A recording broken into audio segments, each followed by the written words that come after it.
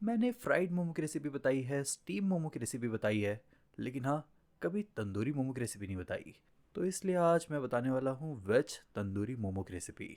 हाँ, जिसके लिए लेना है मैदा। मैदा ले लिया है लगभग 1.5 से 2 कप। डाल दिया इसमें 1 चम्मच नमक। पहले तो इन्हें आपस में मिला लो। फिर डाल दो इसमें थोड़ा थोड़ा करके पानी, और थोड़ा थोड़ा पानी डालकर अब इसे गूँथ भी लो।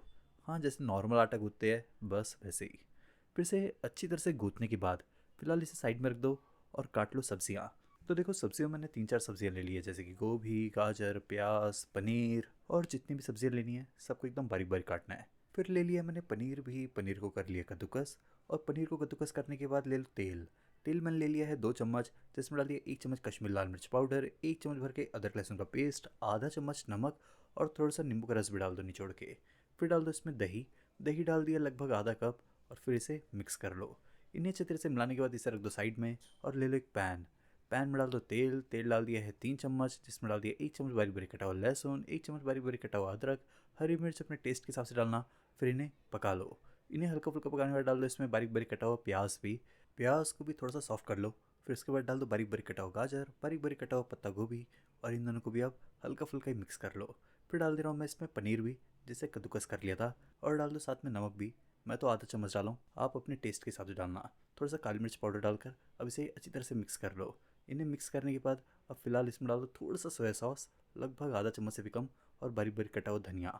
फिर इसे भी हल्का फुल्का मिलाने के बाद इसे निकाल लो। और फिर इसे निकालने के बाद पहले तो इसे ठंडा होने दो।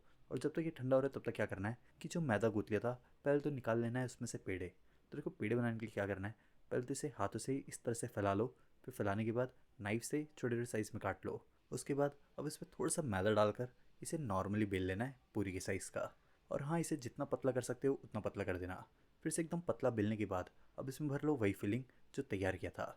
फिर फिलिंग भरने के बाद अब इसे इस तरह से फोल्ड भी कर लो। ये वाले मोमो के लिए फोल्ड करने के लिए ज़्यादा मेहनत नहीं की है। फिर एक एक करके सभी को फोल्ड कर लो। और फिर इसके बाद अब इसे एक एक करके तेल में भी डाल दो। तेल में डालने के बाद अब इसे अलट पलट कर बहुत हल्का सा फ्राई करना है, पूरा फ्राई नहीं करना है। फिर से इस तरह से फ्राई करने के बाद अब इसे निकाल लो। और फिर निकालने के बाद जो मसाला तैयार किया था उसी मसाले में इसे डाल दो, और मसालों को इस पर लपेट लो। मसालों को अच्छे से लपेटने के बाद अब इसे पकाना है सीधा गैस के फ्लेम पर। चाहो तो आप सीख का भी यूज़ कर सकते हो, या फिर मेरी तरह इसका भी यूज़ कर सकते हो। उसके बाद अब इसे अलट पलट कर अच्छी तरह से दोनों साइड से पका लेना है। अंदर से तो ये ऑलरेडी पक चुका है, बस इसे पकाना है ऊपर से।